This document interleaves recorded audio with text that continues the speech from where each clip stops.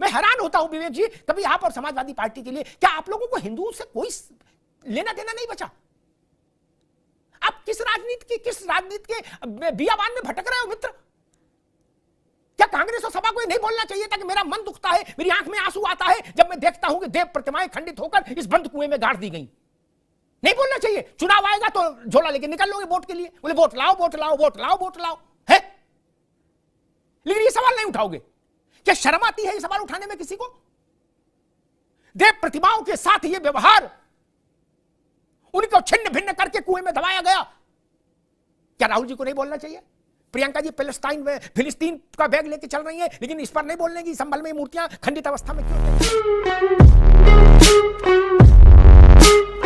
जो मंदिर आज निकल रहा है 1978 से इन लोगों ने कभी खोलने नहीं दिया उस मंदिर को, जो आज बजरंगबली का मंदिर निकल रहा है, जो वहां पर आज 22 कुएं किसने बंद किए थे?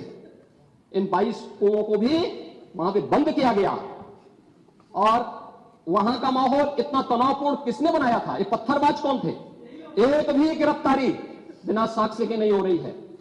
और याद रखना, जिसने पत्थरबाजी की होगी, जिसने माहौल खराब किया होगा, उसमें एक भी बचने वाला भी नहीं है।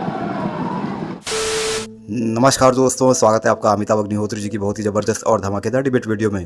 पत्थरबाजों का समर्थन करने वाली पार्टी, पत्थरबाजों पर आंसू बहाने वाली पार्टी समाजवादी पार्टी उत्तर प्रदेश के विधानसभा में योगी आदित्यनाथ सरकार को घेरने की कोशिश करती है। लेकिन दोस्तों, योगी आदित्यनाथ जी तो योगी आदित्यनाथ जी है। जब वो बात कहते हैं तो स्पष्ट कहते हैं, और जो कहते हैं डंके की चोट पर कहते हैं। वो हिस्सा तो मैंने आपको डिबेट वीडियो के शुरुआत में दिखा दिया कि योगी आदित्यनाथ जी ने किस तरह से जवाब दिया, किस तरह से प्रतिकार किया और किस तरह से इनको अच्छे से ठिकाने भी लगा दिया अपने जवाब से। तो दोस्तों, अब बात करते हैं डिबेट की। डिबेट में आप देखोगे दोस्तों, जो कांग्रेस के प्रवक्ता हैं विवेक श्रीवास्तव जी, उनका कहना है कि ये जो संभल में 1978 में जो दंगे हुए थे, जिसमें 184 हिंदुओं का हत्या हुआ था और वो पलायन कर गए थे यहाँ से, तो उसकी जिम्मेदारी उस समय की सरकार है। आगे किसी सरकार की कोई जिम्मेदारी नहीं बनती है। अब आगे की किसी सरकार ने कुछ किया भी नहीं है इस बारे में। तो दोस्तों, इस पर अमिताभ अग्निहोत्री जी का क्या रिस्पॉन्स रहता है, कैसे इसको धुरते हैं दोस्तों, आपको देख के मज़ा आने वाला है। लास्ट के 2 मिनट तो आप बिल्कुल मिस नहीं करोगे, मैं आपको रिक्वेस्ट कर रहा हूँ। आखिरी के 2 मिनट दोस्तों आपको डिबेट वीडियो में ध्यान से देखना होगा, आपको मज़ा आने वाला है। बहुत ही ज़बरदस्त बातें अमिताभ अग्निहोत्री जी ने कही है। तो चलिए शुरू करते हैं डिबेट वीडियो, लेट्स स्टार्ट। बहुत दिन हो गए हैं, मजा नहीं आ रहा है। अभी मजा आएगा ना भिड़ो। पिक्चर चालू करो बे। विवेक नारायण जी, 184 हिंदू मारे गए थे, ठीक?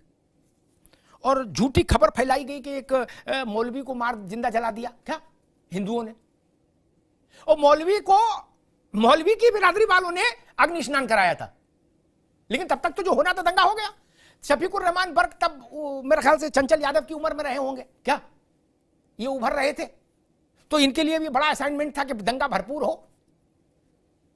तो 184 हिंदू मारे गए, उस पर कोई स्थगन, कोई रुदन, कोई श्रद्धांजलि सभा, कोई मोमबत्ती मार्च नहीं हुआ है? आज उन 5 के नाम कांग्रेस ने भी पढ़े, सपा ने भी पढ़े, जो उत्पात के दौरान मारे गए संभल में। लेकिन उन 184 हिंदुओं के नाम किसी को याद नहीं। विवेक जी? जी अमिताभ जी, बात आपकी बिल्कुल ठीक है। मरे हिंदू मरे, मुसलमान मरे, तो उसके लिए जो आपने कहा संवेदना होनी चाहिए, स्थगन प्रस्ताव आना चाहिए या कैंडल मार्च निकलना चाहिए था, वो नहीं निकला। इससे तो कोई असहमत हो ही नहीं सकता है कि किसी को भी अगर सामाजिक अगर इस तरह का होता है तो उसके प्रति संवेदना होनी चाहिए समाज को। लेकिन अमिताभ जी, सबसे बड़ा सवाल ये है कि 78 में सरकार किसकी थी? 78 में ये इतना बड़ा कृत्य हुआ, 184 हिंदू जला दिए गए, और उस समय सरकार किसकी थी? और उसके बाद कितने मुख्यमंत्री रहे? हिंदू हृदय सम्राट रहे, राम प्रकाश गुप्ता रहे, राजनाथ सिंह रहे, और अब तो सीधे सीधे बाबा जी हैं 7 साल से। आपने क्यों नहीं कार्रवाई करी? सवाल ये है। देखिए, आप सत्ता में हैं तो शोक संवेदना की बात आप विपक्ष से सवाल करते हैं, लेकिन आप सत्ता में हैं तो आपने शोक संवेदना से खाली काम नहीं चलने वाला। आपने सत्ता में होते हुए कार्रवाई क्या करी? अमिताभ जी, ये अहम सवाल कार्रवाई कर रहे हैं भैया। आज विवेक जी, वही बात तो बात में है। विवेक भाई एक मिनट, वही कार्रवाई कर रहे हैं। 2700 लोगों के खिलाफ नेम्ड एफआईआर है, वही कार्रवाई कर रहे हैं। लेकिन तब आप और समाजवादी पार्टी विधानसभा में आज कह रहे थे कि जुल्म गारत हो रही है, जुल्म जाती हो रही है हुजूर। अब कह दो कार्रवाई करो, कार्रवाई करें, तो आप विधानसभा में कहते हो जुल्म गारत हो रहा है। क्या लड्डू खिला कार्रवाई होगी दोषियों पर? क्या वही चाचा लड्डू ले जाओ, ऐसी कार्रवाई नहीं होगी? कार्रवाई तो लठ के साथ होगी। वही हो रहा है। तो आपने आज विधानसभा में क्या किया? आराधना ने और इकबाल महमूद ने मसला इसीलिए उठाया ना कि मुसलमानों के खिलाफ साजिश हो रही है, मुसलमानों को प्रताड़ित किया जा रहा है। अगर दोषी मुसलमान है तो प्रताड़ित हिंदू को करेंगे। देखिए आज पत्थर अगर मुसलमान ने, एक मिनट भाई, पत्थर अगर मुसलमान ने फेंका तो गिरफ्तारी हिंदू की कर लें, ये चाहते हो? ये आप 80-20 का जो आपका अमोघ अस्त्र है, इसके अलावा आपकी कहीं पे आप जाते ही नहीं कहीं हैं। आपने 184 हिंदुओं पे कार्रवाई क्यों नहीं करी? सबसे बड़े दोषी भाजपा इसके लिए है, आज उनके मुख्यमंत्री रहे। आज ये 184 हिंदुओं का नरसंहार हुआ, जलाए गए, इसकी दोषी भारतीय जनता पार्टी है और इनके बाद के मुख्यमंत्री हैं और 7 बरस से बाबा जी हैं, वो हैं। इसका पहले जवाब दें उत्तर प्रदेश को, आज देश को, कि इन 184 हिंदुओं का जिम्मेदार कौन है? कुछ जगह जलाया गया, उस पर कार्रवाई क्यों नहीं करी गई? जी ठीक, अभी कार्रवाई करिए आप उसके ऊपर, देश विरोध नहीं करेगा उसका। रुकिए विवेक जी, ठीक है, ठीक बात है। विवेक जी ने एक अच्छा मुद्दा उठाया। 78 में सरकार किसकी थी? ठीक है, जनता पार्टी थी। लेकिन 89 तक कांग्रेस भी वहां रही उत्तर प्रदेश में। आखिरी मुगल थे, मुख्यमंत्री मुगल थे नारायण दत्त तिवारी कांग्रेस के। वो लोग क्या कर रहे थे? मुरमुरे बेच रहे थे। उनके लिए हिंदू महत्वपूर्ण नहीं था। कांग्रेस को हिंदू को वोट नहीं चाहिए। अरे कल्याण सिंह ने नहीं किया तो आपने क्यों नहीं किया? मैं एक मिनट विवेक भाई, एक मिनट रुकना होगा अब आपको, एक मिनट रुकना होगा। आप कहते हो कि यही अकेले हिंदू नहीं है, हम इनसे बड़े हिंदू हैं, ठीक? अब आपके वीर बहादुर रहे, विश्वनाथ प्रताप रहे, श्रीपति मिश्रा रहे, नारायण दत्त रहे, उनके लिए हिंदुओं की जान कीमती नहीं थी? उनके लिए नहीं किया? या अगर आप केवल कल्याण सिंह को कटघरे में खड़ा करना चाहते हो तो आपको यह बोलना होगा कि भारतीय राष्ट्रीय कांग्रेस को हिंदू से कोई मतलब नहीं। तो हम कल्याण सिंह से सवाल उठाएंगे? बिल्कुल उठाएंगे। आपको यह बोलना होगा कि हमको हिंदू से कोई मतलब नहीं, मरे जिए कटे, हमसे मतलब नहीं, ये बोल दो। रुक जाओ। देखिए ये बात है अमिताभ जी की कल्याण सिंह जी उसके बाद आए थे ना कि भाई कल्याण सिंह की जिम्मेदारी है हिंदुओं की।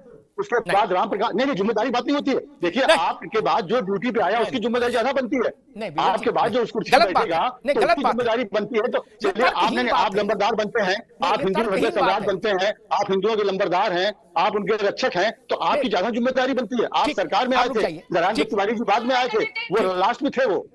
ठीक, अब रुकना होगा। आप कह रहे हो ये अलंबरदार हैं हिंदुओं के, इसका मतलब तो आप साथ में ये भी बोलो कि हमारा हिंदू को कोई लेना देना नहीं। आप बोलो अभी मैं 20 सवाल कटघरे में ऋचा सिंह को खड़ा कर दूं, आप पहले ही बोल दो कि भाई गांधी परिवार का हिंदू से कोई लेना देना नहीं, मरे कटे जला दिया जाए, हमें मतलब नहीं।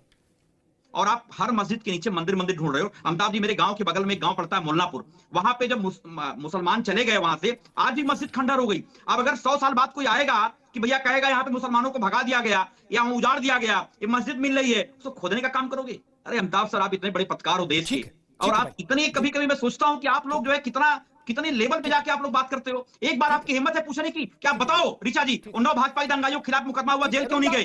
क्या बात करोगे आप पूछो, बाबा जेल में क्यों नहीं गया? तो नारायण साई हरी था, जो 123 लोग मारे गए। एक मिनट रुक जाओ, मुझे पता है। ठीक, अब रुकिए, अब रुकना होगा चंचल, अब रुकना होगा। संभल में बंद कुएं की खुदाई में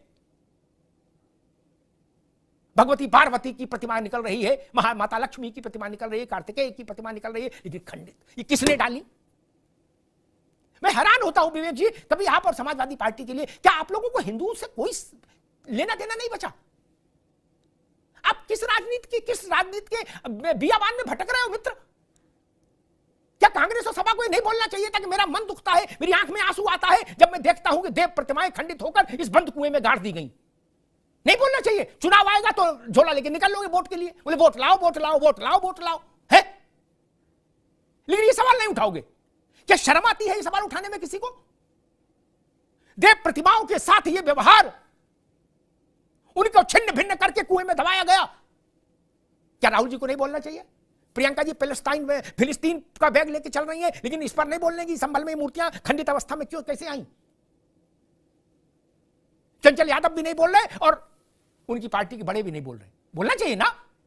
नहीं, अब नहीं, जब वक्त था तब नहीं बोल पाए, अब तो ट्रेन छूट गई विवेक जी, कांग्रेस की ट्रेन ही छूट गई। इसीलिए तो मैं कह रहा हूं, जब ट्रेन चली गई तब आप स्टेशन पहुंच के पूछ रहे हो कि इस टिकट कहां मिलेगी? अब कहां टिकट मिलेगी? गई ट्रेन, गई। जिनके समय में 3,500 सिख मारे गए, वो कह रहे एक अंगूठा किसने काटा था उसे लाओ। गजब बात है। इसका उत्तर ढूंढना चाहिए कि 3,500 हमारे राज्य में कैसे मारे गए? भारत के माथे पर उससे बड़ा कलंक नहीं। संभल में मैं तो कहूंगा भारतीय जनता पार्टी से और सरकार से कि विपक्ष की इस मांग का सम्मान करिए, सहस्त्र गुना स्पीड आगे बढ़ा दीजिए, गति दंडित करने में, क्योंकि कांग्रेस ने भी कहा दोषी बचना नहीं चाहिए, सपा भी यही चाह रही है, कर दीजिए। और फिर जब दोषी दंडित हो जाएं तो सच सामने आ जाएगा, तब देश कांग्रेस की प्रतिक्रिया भी देख लेगा, समाजवादी पार्टी की प्रतिक्रिया भी देख लेगा, बसपा की प्रतिक्रिया भी देख लेगा। लेकिन क्रिया तेज होनी चाहिए।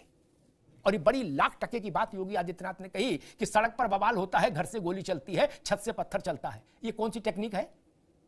घर में गोली और छत पर पत्थर, और टीवी पर बैठकर गंगा जमुना भाईचारा, तंदूरी रोटी रुमाली रोटी, ये नहीं चलेगा ना।